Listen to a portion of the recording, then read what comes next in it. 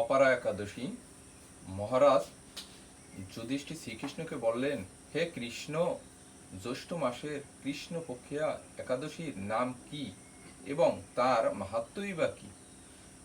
আমি শুনতে ইচ্ছে করি। আপনি অনুগ্রহ করে তার মাহাত্ম্যই বা কি আমি শুনতে ইচ্ছে করি, আপনি অনুগ্রহ করে তা বর্ণনা করুন।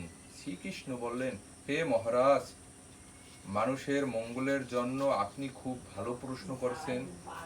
বহু পুণ্য প্রদানকারী, মহাপাপ বিনাশকারী ও পুত্রদানকারী এই একাদশী অপরা নামে খ্যাত।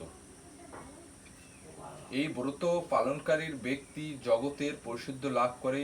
ব্রহ্মহত্যা, গোহত্যা, ভ্রূণহত্যা, পরনিন্দা, পর স্ত্রীগমন, মিথ্যা ভাষণ প্রভৃতি গুরুতর পাপ এই ব্রত পালনে নষ্ট হয়ে যায়। যারা মিথ্যা সাক্ষ্য দান করেন, ওজন বিষয়ে ছলনা করেন, শাস্ত্রের মিথ্যা ব্যাখ্যা প্রদান করেন, জ্যোতিষের মিথ্যা গণনা ও মিথ্যা চিকিৎসারত থাকে, তারা সকলেই নরক যন্ত্রণা ভোগ করে। এ সমস্ত ব্যক্তিরাও যদি এই ব্রত পালন করেন তবে তারা সমস্ত পাপ থেকে মুক্তি হয়।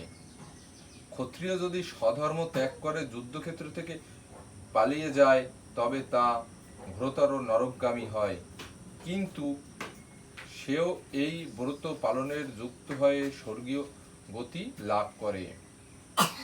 মকর রাশিতে সূর্য অবস্থানকালে মাঘ মাসের প্রয়াগ স্নান যে ফল লাভ হয়, শিবরাত্রিতে কাশীধামে উপবাস করলে যে পুণ্য হয়, গয়াধামে বিষ্ণু পাদপদ্মে পিণ্ডদানের যে ফল পাওয়া যায়, সিংহ রাশিতে বৃহস্পতি অবস্থানে গৌরতমে নদীতে স্নানে, মুম্বে কেদারনাথ দর্শনের,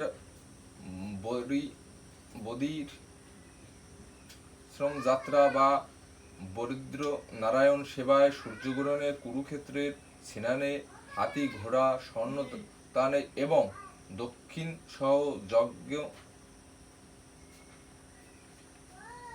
হাতি ঘোড়া স্বর্ণ দানে এবং দক্ষিণা সহ যজ্ঞ প্রদানে যে ফল লাভ হয়, এই ব্রত পালন করলে অনায়াসে সেই সকল ফল লাভ হয়ে থাকে।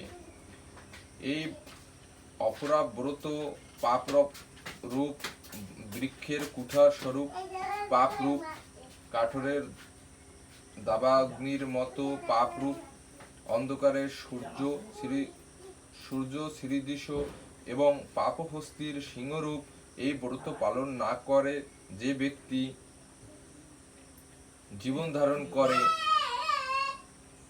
জলে বুদ্বুদের মতো, তাদের জন্ম মৃত্যুই কেবল সার হয়।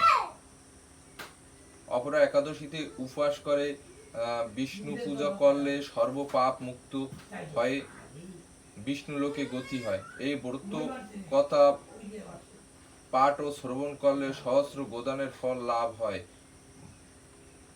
ব্রহ্মাণ্ড পুরাণে এই ব্রতের মাহাত্ম্য বর্ণনা করা হয়েছে।